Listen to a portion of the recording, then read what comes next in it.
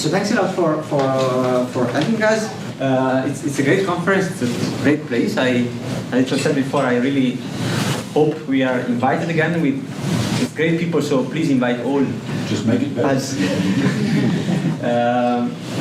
the people I joined with Marie Brière, who's at Amundi and Paris Dauphine. And I mean, the general background was said many times in this presentation, so let me go quickly. It's one in which investors have limits, traditional financial advice has limits, and so we have some hope that robo-advisor can help in some ways people to take better decisions. The specific angle we are gonna take in this paper, which I think is is one interesting question, is thinking about human-robo interaction. Thinking the extent to which we should think about robo as replacing human decision and human judgment, or as a tool to complement human decision and judgment. And when we think about the optimal degree of automation in this setting, as in many other application of let's say AI to financial service, the answer is not obvious. There are some arguments suggesting that having human interacting with the robot can help reducing algo aversion. So there is, as it was pointed out already in the previous presentation, there is an issue of trust in algorithm. And it could be, we have evidence in other domains that having humans interact with the algorithm can improve trust in the algorithm, can make people more likely to rely on the algorithm. And specifically in our context, we are going to ask whether having human interaction with the algorithm can promote the reliance on the robot, even at times in which there is a market shock, in which investors might be prompted to pay attention to the portfolio, even if they are not used to, or they may be prompted to rebalance the portfolio in a way that they are not used to. A second, I think, important aspect when we think about human-robot interaction is when we think about the possible long-term effect of having access to the robot, and thinking about the extent to which the robot can promote learning, they can promote investor understanding what could be a good way to manage their portfolio. And so again, this would push towards having human having an active role in their decision. Now, on the other hand, we could also think that having human in the loops can be bad, and in particular there is, again, evidence in our domains saying that if human can interfere with the algorithm, the performance of the algorithm will be worse. So that there are papers on peer-to-peer lending, there are papers on judges, that suggest that it's better that humans stay out from the decision, just fully delegate the decision to the robot. So the paper we're gonna the paper is built on the introduction of a robo-advisor by a French asset manager on a large set of employee saving plan. Okay? The setting is pretty important for our, and I will go into the more details as we go.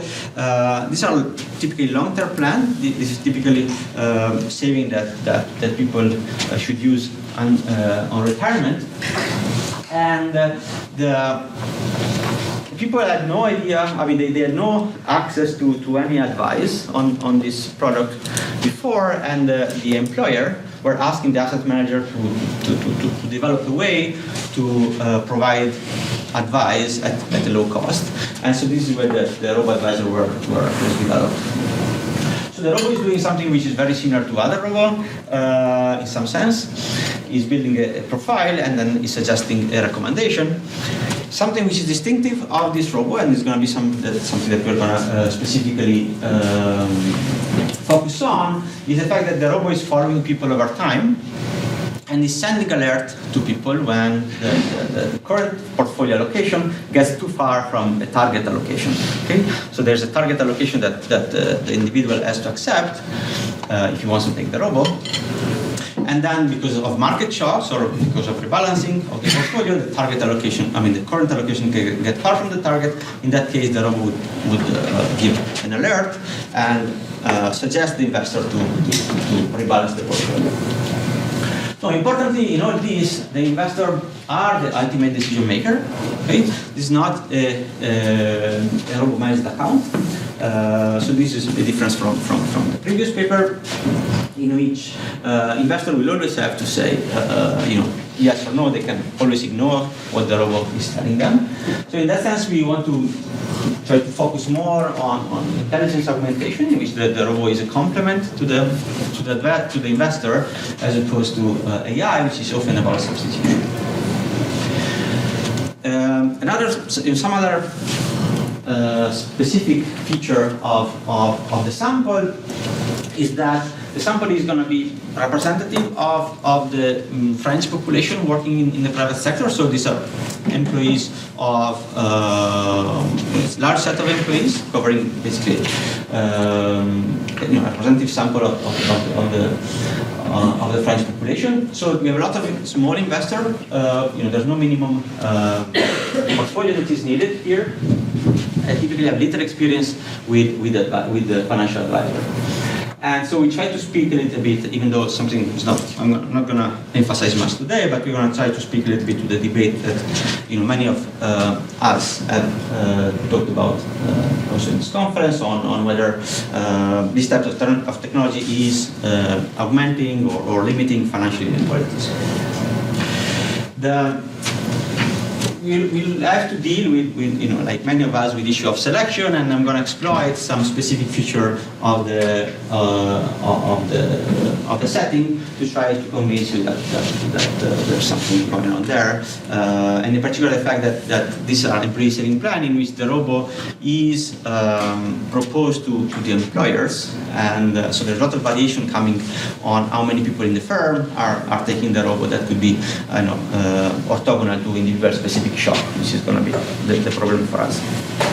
Just a clarification. So when you say interaction, is it like a automated text that you get, or is it like an automated call, or? It's an an email. Okay, so interaction is like automated emails. So the interaction I have in mind is you get an email, and you decide whether or not to connect to the platform based on that, and then you decide whether or not to implement the rebalancing that the robot is proposing based on that, and you do this over time, according to different type of shocks and so on. This is the type of interaction. So just to preview the main result, we're going to show that the take-up of the robot is associated with an increase in attention and time that people spend. So when you say robot-managed account, is that the same as what old-fashioned people used to just call a managed account, or is it something different? So robot-managed account, I have in mind something like Stanislav was describing, in which the robot is asking people questions, so he's making a profile which is based possibly on many things, but then the management of the portfolio is fully delegated to the robot. That's been around for a long time. That's not new. I'm not sure why. Maybe you don't mean anything by the word robot there, but... No, the idea of the robot is that it's taking into account many more dimensions than it was used to be. That's the only... it's a bigger algorithm. It's a bigger algorithm that's taking into account many dimensions, as opposed to just your, whatever your age and wealth. That's it. Okay.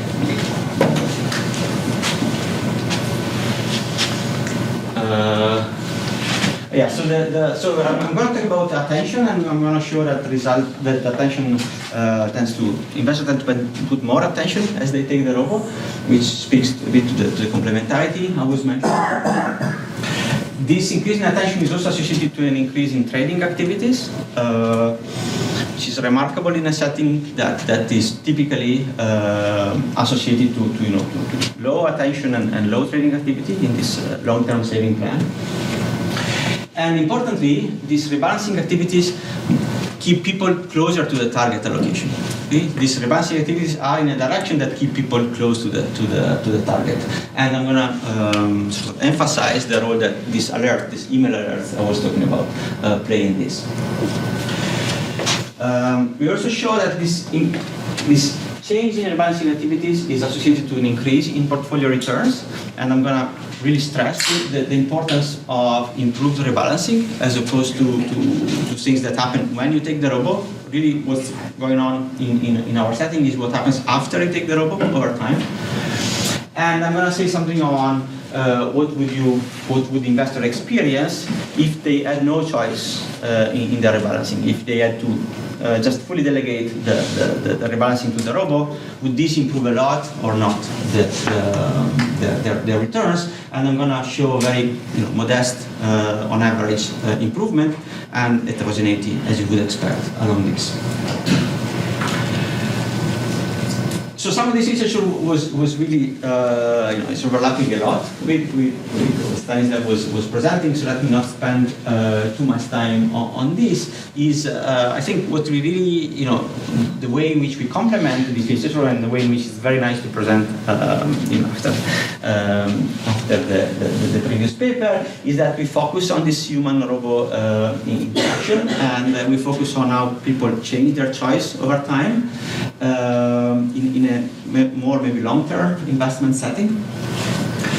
We, relative to the debate on financial inclusion and on inequality, we would like to stress that keeping investor in the loop, keeping investor as the ultimate decision maker, is not in contradiction with improving investment decision, and investment decision can be improved even if people keep the ultimate control. And then we try to speak a little bit to this debate on wealth inequality that a lot of people in the room had a very nice paper on. And our view is more on the positive side relative to other papers presented early in the conference, that access to automated advice can at least partly limit this wealth inequality difference, because we're going to show that especially people with small portfolio are those who benefit the most. Okay, so the data, so these are employee saving plan in which each year employees receive a sum of money that they have to allocate between a menu of funds which are proposed by the employer. There are two types of investment that the employer can two types of contract that the employer can propose. One is locked in for 5 years. Another one is locked in until retirement. And the employee can, on top of the money that they receive from the employer, they can also put their own money into this plan, and they can rebalance their portfolio over time as they wish. So what we're going to call a robo treatment, even though it was not randomized in any way, is the following. The robo will start by listening information about the client, and there's a rather long survey.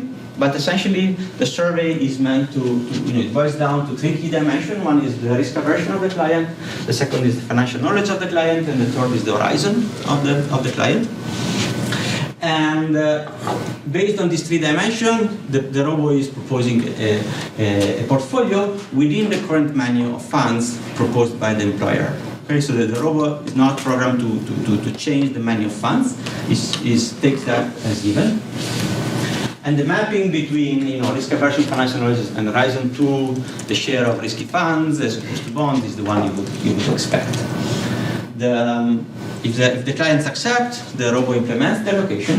And then, as I was saying, over time, the robo would send email if the current allocation gets too far from the proposed allocation. Okay, so there's a threshold that we're going to exploit on the distance between the current allocation and the target.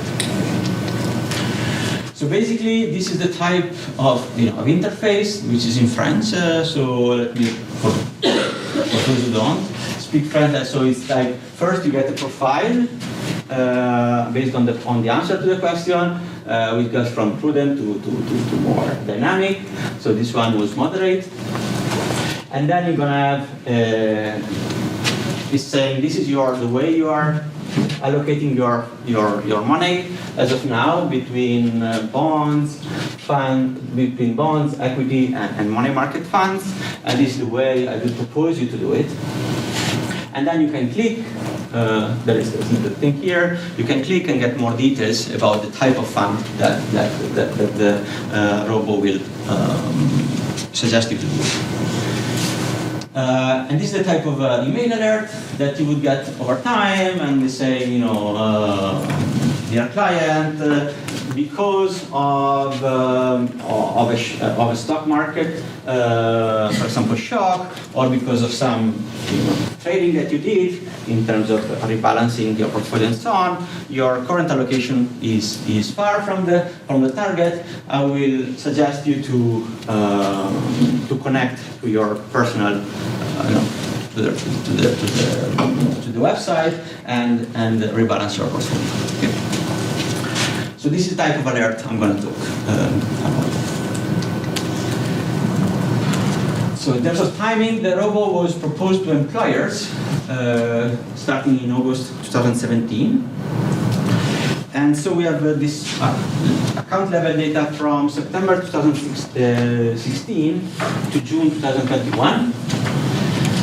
And we have different sample of clients, of employees that we're going to exploit. So we had access to basically, the first time we had access to this data was November 2018. So what we did was to take, first of all the takers, all the people who have accepted the robo at that point in time. These were about 15,000 people. And then we took random samples of other type of clients. So we had people who were exposed to the robo but decided not to take it. We had people who were not exposed to the robo. These were people who were working in firms which were not offering the service. And then we have a population which is going to be pretty interesting for us, which are going to call robo curious. And these are people who had basically started the process of the robo, and they had answered the survey. They looked at the robo recommendation, and then they said, "I'm not interested," and they just stopped the process. Okay, so these are going to be useful because for these people we know exactly what the robo would have done had they taken the robo, so we can build a lot of counterfactual based on that. What's the reason for the 20,000? Why don't you just look at all of the?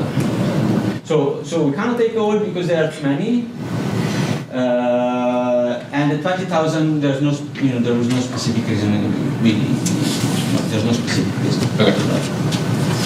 So basically, and what we're going to match we're going to match account level data on people choices, the type of return that they experience, the type of risk that they take.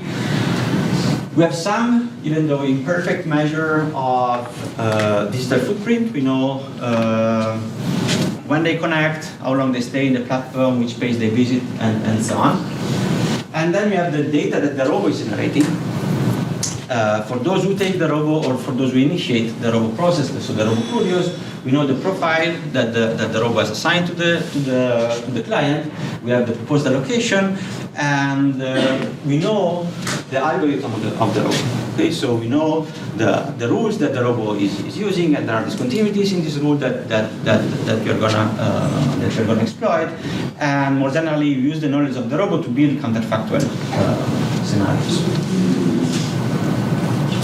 So most of the analysis is going to be very simple, standard diff and diff, in which we have individual fixed effect, or because an individual can hold several contracts, and in fact the individual will choose the robo on the contract, so you can choose the robo on one contract and not in another. Okay, so we're going to do most of the analysis in fact at the contract level, and we have a contract then fixed effect, and everything is standard, so that we don't spend so much time here. But in the baseline analysis, maybe the one thing to notice is the baseline analysis, we are going to compare people who take the robo to people, or change in the outcome of people who take the robo to change in outcome of people who have not been exposed to the robo. Okay, which for us is a very useful at least starting point to make comparison. And then later on, when we do a robustness check, we are gonna vary these control groups, and we can compare the takers to the non-takers. We can compare the takers to the curious, and this will try to answer slightly different, use different sources of variation and answer different type of question. And then later on, I'm going to try to find an instrument to robo take up. And just to preview, I'm going to use how many other of your colleagues have taken a robo as an instrument to your probability to be taken. So can one individual multiple contracts? Typically, the individual will have multiple contracts. For example, when you change the employer, you would hold the contract of the previous employer and the new employer. So typically you would have multiple contracts. So you can use another variation, which is at the contract level on top of the individual level? So in fact, what we do is mostly at the contract level. I mean, the first regression is on attention, and this can only be at the individual level. And so I'm going to show here it's the high, but most of our regression indeed are at the contract level.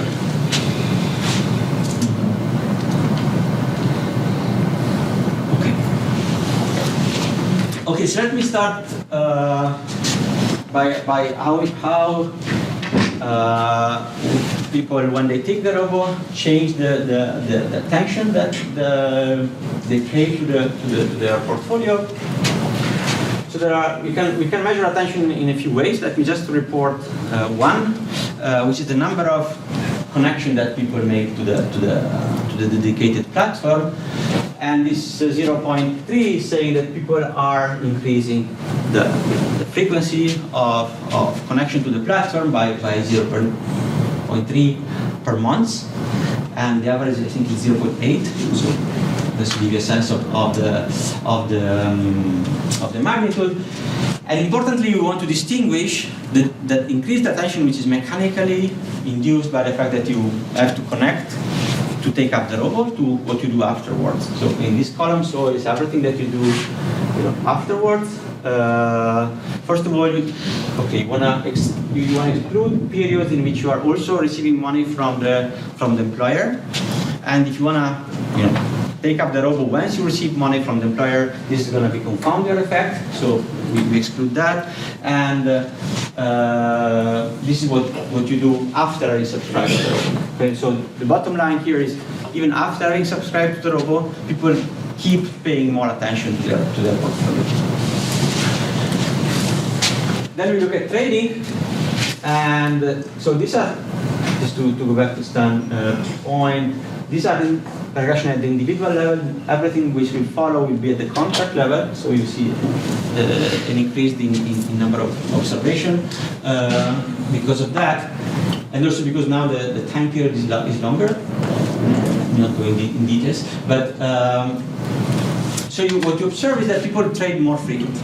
Okay, they do trade more. This is the number of trade that they do, the number of allocation changes that they implement, and this is the number of allocation changes that they implement after having taken up the robo. Okay, so part of the change are just associated to the fact that the time in which they take the robo, but then also over time they keep changing the portfolio more frequently, and most of it is coming from what the robo is suggesting people to do, as opposed to what people do out of their own initiative. Okay, so we can distinguish in the trading activity, the trading which was suggested by the robo, and trading which was not suggested by the robo, and basically the action is driven by the trading which is suggested by the robo.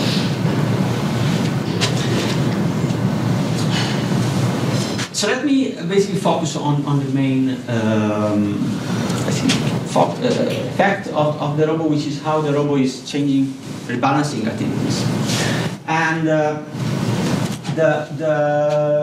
the key feature that I want to exploit is the fact that the robo is sending this email alert if the location gets too far from the target. And the way we define the target allocation is if you take the robo, this is going to be the allocation that you have accepted from the robo. If you have gone through the process but then said no to the robo, you are a robo curious, the target is the location that you had at the time in which you said no to the robot, so the allocation that you have preferred to keep as opposed to the one that the robot is proposing to you. And so based on the knowledge of the algorithm of the robot, we can build the alerts that you would have received if you had taken the robot. And then compare the robot takers who are actually receiving the alert to the robot curious who would have received this alert had they taken the robot, and see what is the effect on attention, what is the effect on rebalancing activities, and so on. So the type of question we are going to have is first whether the robot is able to keep the investor closer to the target, and we know it's not obvious that investors stick to the target that they have, and I have an older paper saying that this is particularly a problem for people with low financial sophistication, and that can have important effect on their returns. So there is an issue about returns, but then there is maybe a more general issue on understanding whether people rely on the robot, whether people are willing to rely on the robot even after they've experienced the service, and in particular even after they've experienced market shocks. Okay?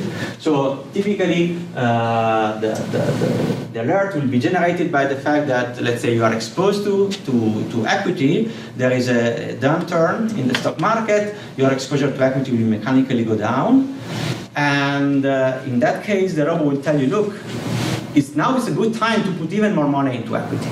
Okay? So this is not something that all investors would be willing to accept. This is not something that all investors would be naturally doing, to put more equity when the market is going down. And so we are particularly interested in understanding whether the robot helps people to do that. Yeah. So basically, robot forces them to be contrarians. Is that correct? Yeah. So basically, what the robot is doing in this, at least in a short period of time, so that there is something with some adjustment related to the horizon, but if you look at a short period of time, what the robot is doing is inducing constant weight. Okay, so that's what the robot is programmed to do. When the market goes up, you have to sell. The market goes down, robot has to buy. So contrarians. Exactly. Okay. So and that's People don't like to be contrarian. Exactly. So that's why we think it's particularly useful to look at whether people are willing to do it and whether this is good for them at the end or not. Absolutely. Okay, so we're going to look at, so the sample here is going to be the takers versus the curious, for which we can build these counterfactual alerts. And then the idea is to look, for example, at the number of connections as a way to measure attention. And so this first coefficient is saying that when people receive the alert, when robot takers receive the alert, they are more likely to pay attention to the portfolio. They are more likely to connect to the platform and see what is happening. Okay? So the counterfactual alert has an effect in itself, right? Which is not surprising. There's a market shock. People will go and look at the. We are more likely to go and look at the portfolio. But this is even stronger if they do receive this little email from the robot. It will be more likely then also to rebalance the portfolio, so to do some action in the portfolio. And importantly, we want to see whether what they do in the portfolio is indeed what the robot is suggesting, or if they are connecting, they are looking what's going on, and then they do something else. So we look at whether the alert is inducing investor to reduce the distance between the current allocation and the target. That is to say, inducing the investor to rebalance the portfolio in a way to get closer to the target, so to reduce constant rebalancing. And indeed, you see that while people who don't take the robot are more likely to get away from the target in this period of shocks, people who have the robot, they stay closer to the target, which is important for what I'm going to say. Just to redo the same thing on a different sample. Here we are restricting to robo takers in column 4 and 5, and we look at again whether the receiving the alert is decreasing the distance, and we are gonna compare the alert that you receive from the robot to another alert that you have to receive, which is the fact that by regulation in Europe you have to connect to your portfolio and update your information, and so you are induced to connect to the portfolio, and so you can say, okay, maybe it's just the fact that people have to connect to the portfolio that make them rebalancing, and that is not the case. The fact is very different when you have to connect to the portfolio because of this regulation, as opposed to when the robot is telling you to connect. Okay, so the picture as of now is the fact that the robot is inducing investor to pay more attention to this alert, are inducing investors to pay more attention to rebalance, and to rebalance on in a direction that gets them stay closer to the target. Now the question is whether this is yes. Sorry, so just going back to Glenn's question earlier, how should we think about the role of the robo here? Like, for example, if these alerts were just sent by a human on the other side, like, would you expect similar results? Like, what is the role that robo is playing? No, I don't think that. I have no direct sort of evidence based on that. The fact that I wouldn't expect much difference if the email was sent by a human. The robot is just a cheap way to do that.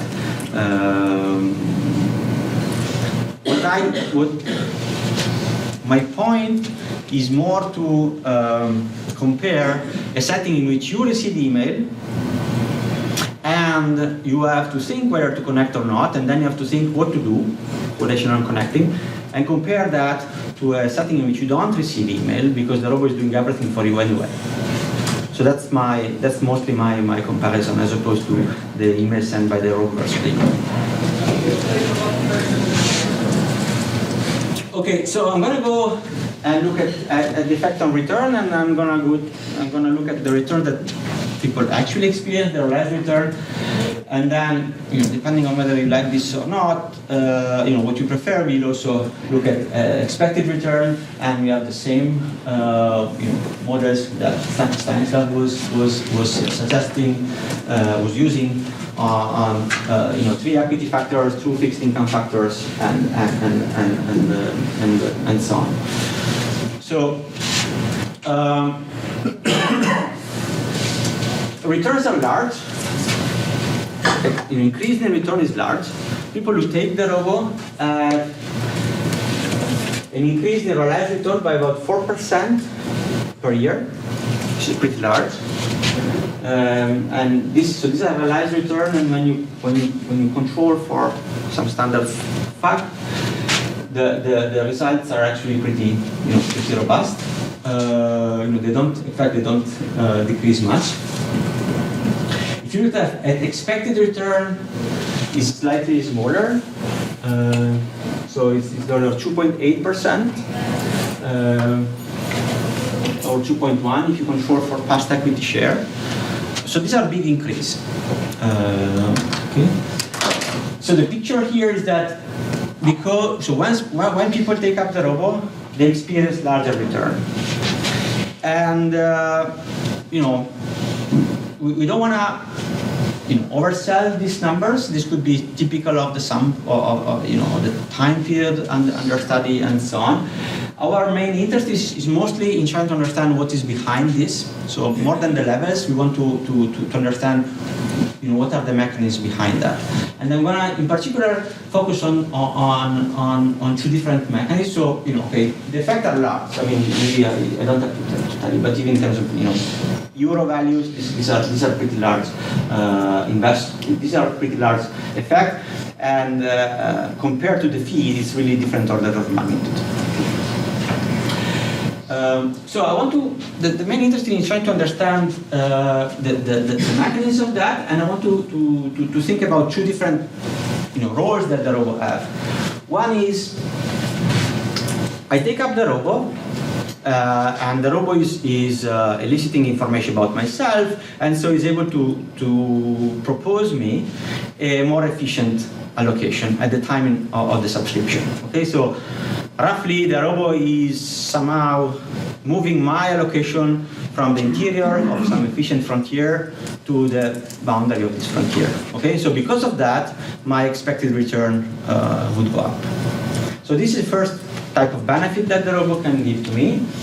And the second one is the fact that the robot can also follow me over time and change my rebalancing decision. Okay? So changing the dynamics of my portfolio over time. Okay? And I'm going to try to basically decompose this total effect of the robot into these two components and see which one is more important. And both effects can be important. And the dynamic effect is typically difficult to estimate. Why? Because you have to construct the counterfactual return that the investor would have done, and it changed the allocation at the time of the subscription of the robo without changing the rebalancing behavior. Okay? You change the allocation at time t, where t is the time of the robo take up, but then you don't. If you are a contrarian, you still remain a contrarian. If you are a trend chaser, you will still be a trend chaser. If you are passive, you will still be passive, and so on and so forth. Okay, so you'd have ideally to construct all this counterfactual return for different people and so on, which is something that is typically not feasible because you don't know what people would have done. So the way we can... That's a take up. As the robo is sending you suggestions, are we not allowing for any Bayesian or non-Bayesian updating of beliefs about what the robo seems to think about returns? It's giving you a reduced form. I'm not pretending that it's giving, but it's giving you something that is surely informative over time. Yeah, so this is something that we try to look at, and we never find a good way to do it. And if you're suggesting, we are very happy to take it, because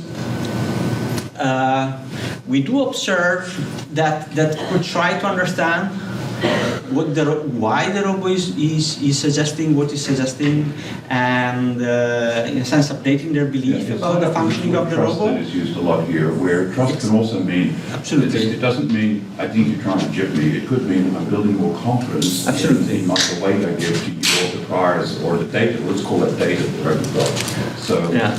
And I think that may be very, very important. It's fairly standard, but it's just subject to the expected utility at work. It's not fancy there. No, it's very central for us, because we are really interested in understanding how this interaction help building, I don't know if you want to call it trust, but reliance on the robo. And part of this reliance, we're going to maybe discuss this at the end, at least partly builds on how much you can understand why the robo is doing that. So but we never found a good way to test. I guess I'm trying to do also, and I'll shut up, is trying to be explicit about, let's sort out the probability updating that's occurring according to standard conventional updating methods from trust and waving hands. Yeah. And I'm also, I understand what the wave, that's a real thing. I think we're waving hands in these papers, but there's a bit that we ought to just tease out. No, I totally agree with you.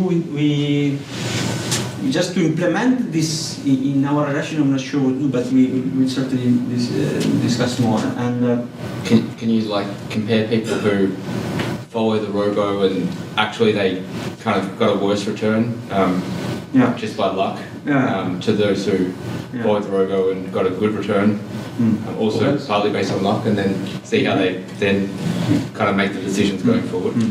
It's also where you would have, I would leave and say, that's where you have complementary lab or artifactual field experiments where you can do that to complement. I'm not trying to say you have to, because you could just then orthogonally just do that. Yeah. You know what Bayesian is. No, but so it's central to us, and in fact, just a little parenthesis, and we spent a lot of time in the past months to extend the sample to have a longer sample precisely to get more of this occasion in which there are shocks and people can respond different, and we still have time to exploit all that. But that's also indirect way to apologize to Paul, my discussant, that the paper received is different from. Received originally is different from the paper I sent 1 week before. But anyway. So to go back on this, basically estimating this dynamic effect is typically very difficult because they are not observable. However, what we can do is to exploit the knowledge of the algorithm and to exploit the fact that we know, as I was saying before, that in short period of time the algorithm is inducing constant weight. Okay. So basically, suppose that I take the robo at time, it's 0 seconds? Yeah. Oh, sorry. That's a job discontinuity. So it's like, suppose I take the robo here. So suppose this was the weight on, let's say, on the risky asset I had before taking the robo over time. I take the robo here. The robo is doing two things. One is to change the weight. Suppose that is inducing a larger weight and is pushing me here. The second thing that the robo is doing is to induce a constant weight over time. Okay? So you have two counterfactual, one in which the robo would take your current weight as given and then induce constant weight here. Okay, so then you would compare the counterfactual without the robo, which would be this weight maybe, to the constant weight, taking the initial allocation as given. And one in which the robo is changing two things, is changing both what happens over time and what happens at the time of the subscription. Okay, so we want to decompose the total effect into these two effects. And now, because of the zeros of the 0 seconds, I will just tell you that in fact this dynamic effect is the most important one. Is accounting for between 60 and 70% of the increase in return, which is very big. And because this automatic rebalancing is so important, because this rebalancing, this change in rebalancing decision is so important for our setting, you could say, so why don't you just let the robo automatically do everything, and forget about the issue that we said before about trust, the issue that we were discussing now about trying to understand better what the robo is doing and so on, learning, forget about this issue and just let the robo do everything. And what would be the loss in performance that the investor would, or the gain, if you leave the investor, the robo do everything, what would be the gain in performance of just imposing the robo on the investor? And so we do this computation and we find small effect on average and some important heterogeneity I will not discuss here. And we do a lot of things to try to address selection that we don't have time to talk about. So I will just not take more time and thank you.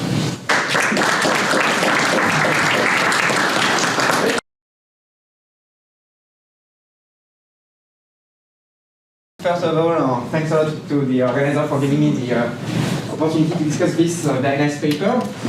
So I will just recap the paper. So we know that humans make financial mistakes, and here the question is can we just use robots to help humans make fewer mistakes? And in the existing literature, we kind of already know that robots are useful. Kunto, Rabala, and Rossi, for instance, they show that robots can help humans choose superior portfolio.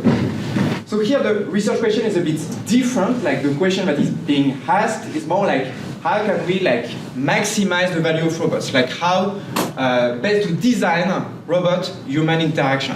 Okay, and more specifically, what the authors focus on is on the necessity to have multiple interactions with robots. Is it enough for humans to interact only once with a human, or do you need actually multiple interaction for robots to be useful? Okay. And the author found that actually it seems that multiple interactions are beneficial. Okay. First of all, robo-exposed investors, they trade more every time there is a robot alert, suggesting that the presence of the robot alert is still useful after having been already exposed to a robot. They find that like robot-exposed investors, they benefit from like larger returns, and 70% of the larger returns can be attributed to the repeated interaction, okay, to this like dynamic component. And overall, it seems that like if you do things this way, there are relatively modest losses compared to a setting where you let the robots like invest directly. Okay. So I think, my opinion is that I really like the paper. I think the data is fantastic. I think it's like super easy to read, and the question is like is nice. But my job is to discuss the paper, so I will focus on 3 main set of comments. So first, some questions about like the interaction between humans and robots, then about like self-selection, and some suggestion about like the identification. Okay. So again, like the main contribution is this idea that like it's important to have like repeated interactions between humans and robots.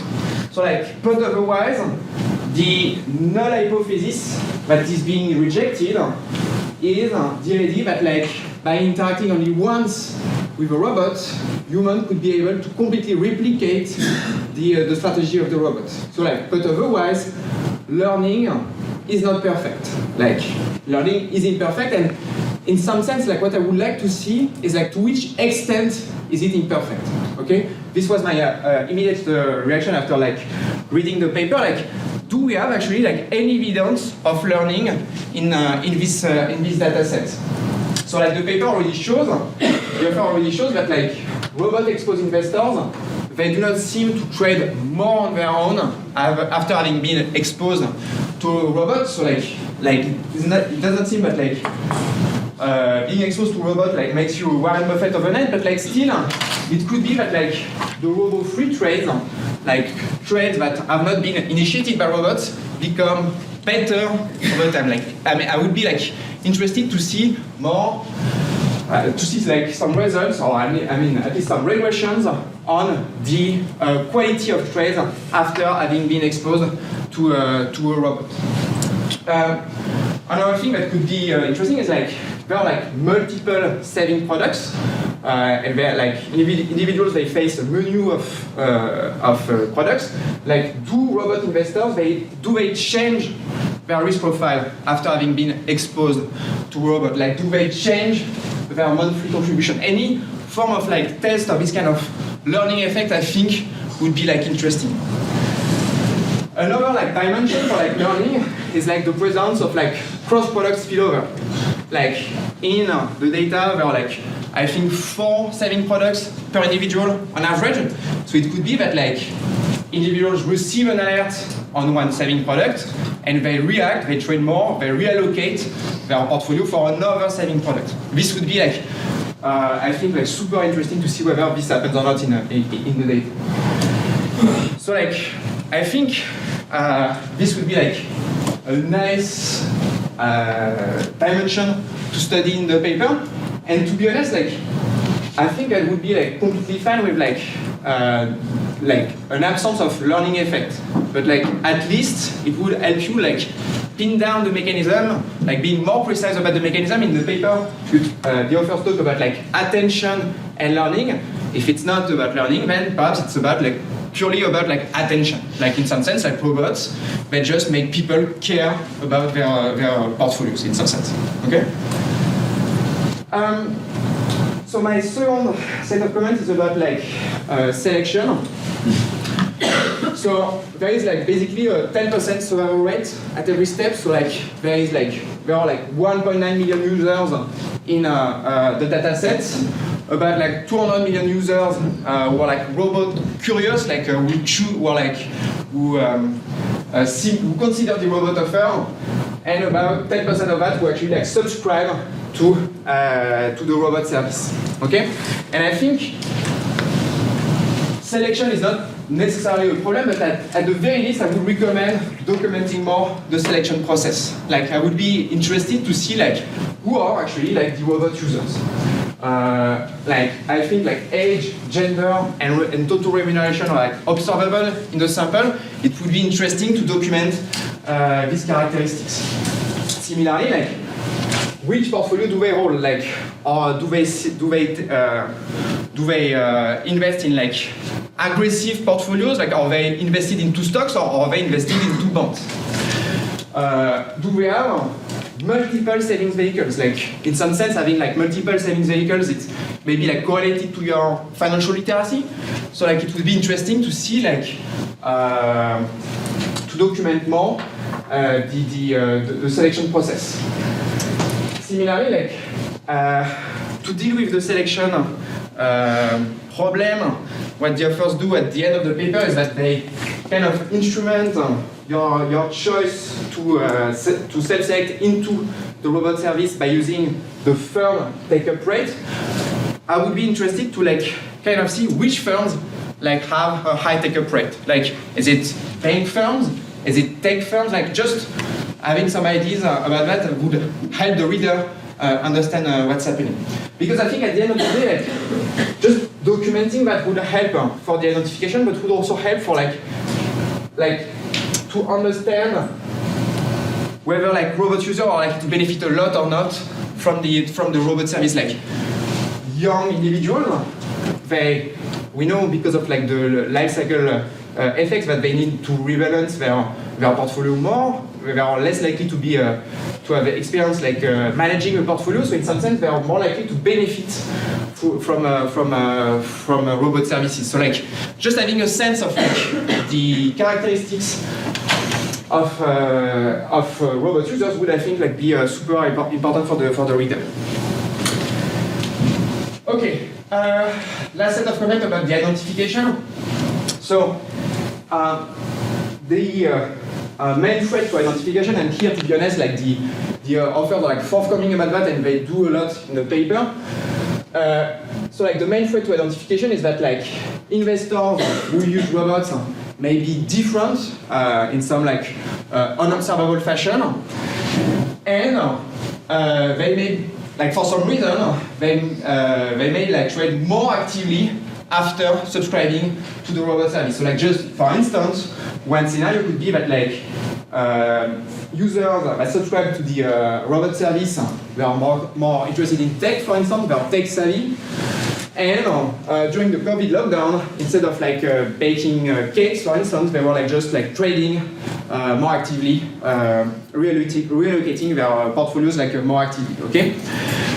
I don't think that's necessarily what's happening in the data. Actually, I don't think that's the case, but still, this is like the type of story that could be a threat to identification. Okay? And actually, you can see that like, even like using the firm take-up rate to instrument for the personal take-up rate may not like be sufficient in that scenario, because like what could happen is that actually the take-up rate is just higher for tech companies, and actually like, I mean, the threat to identification is not like is not addressed.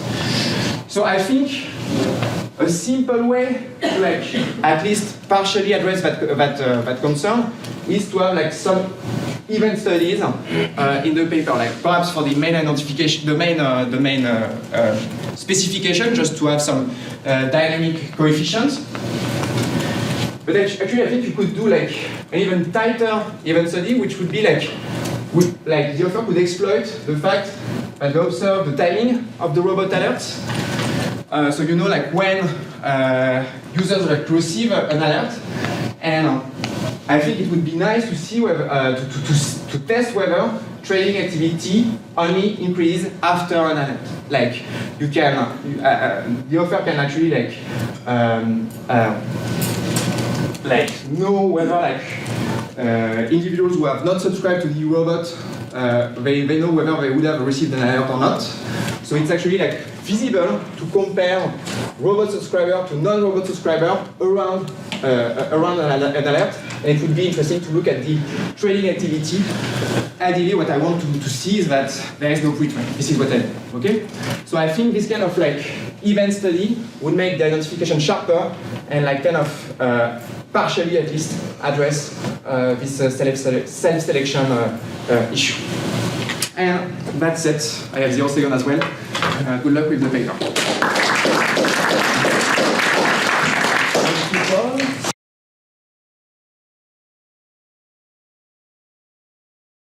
Yeah, so I don't want to take so much time for lunch, so let me just thank Paul. It's a super excellent point. In fact, if you send me the slide, we really follow them closely. The learning is a central part of this trade-off. We just didn't explore this much yet, but we certainly should do it. I mean, we mostly look at the robo trades versus non-robo trades within the same contract. But the spillover across contracts is super interesting. I agree with you, and if you find some spillover or not, it would be useful to say. We can do many things to at least partly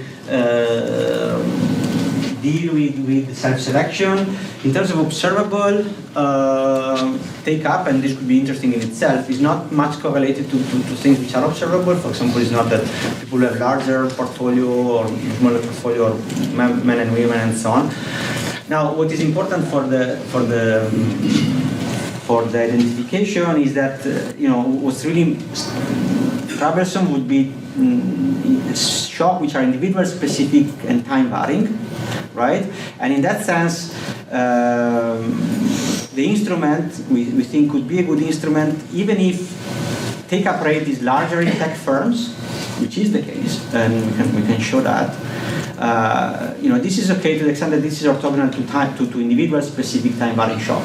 The fact that in a tech firm there is larger take-up seems orthogonal to individual specific shock. So that's in that sense the instrument is helping. But all the tests you are suggesting we should do more, or in fact some of them we did, and then we should just report them to help the reader. So thanks a lot.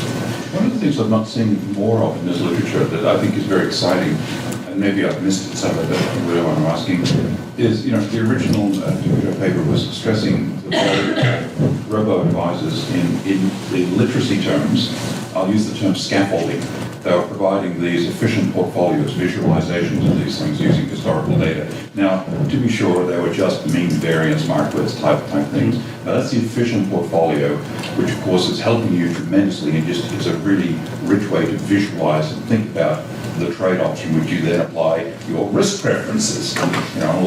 We won't talk about the criteria that these robos, like portfolio analyzers, use. They're just these dopey crap things that, except that are even being tried with risk preferences. But I'm surprised that we haven't looked more at robo-advising as providing a scaffold to change your understanding of the data about stocks and returns and risks to an efficient frontier. That strikes me as the elephant in the room, a very happy elephant in the room, if I may, that is not looked at more. Why is that?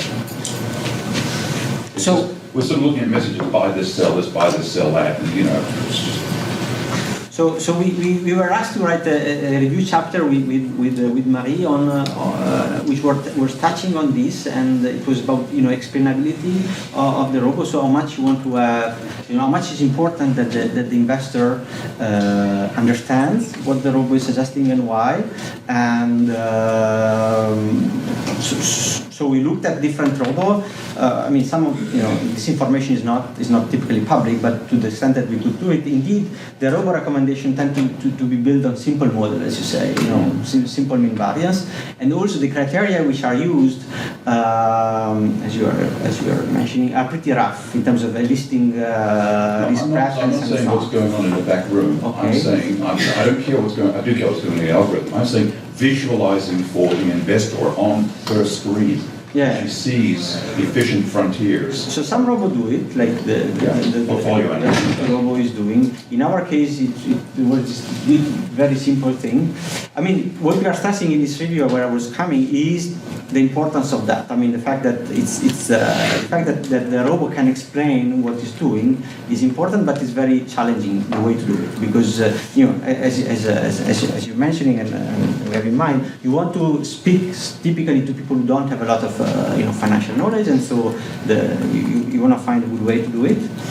And in a sense, you want to have prediction, or you want to have mechanisms which are robust to to a lot of measurement error that you can have in the elicitation of the risk preference and in the economic models and so on. So it's very challenging, but I don't think we don't have any answer in this review on that, but it's certainly a key question in the literature, and it's open. Bloomberg Wealth is doing a lot of research on this. Okay. Just mentioned.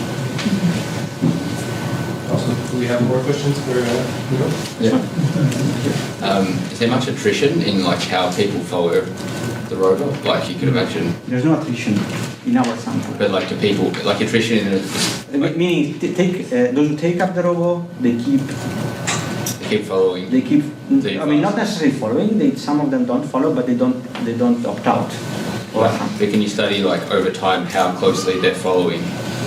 Yeah, exactly. So that imagine there should be some attrition there. That speaks to the learning and so on. That's something we can do more. But in terms of pure attention, in the sense that people drop out from the sample, there is no. Okay. All right. That's very good. Thank you very much.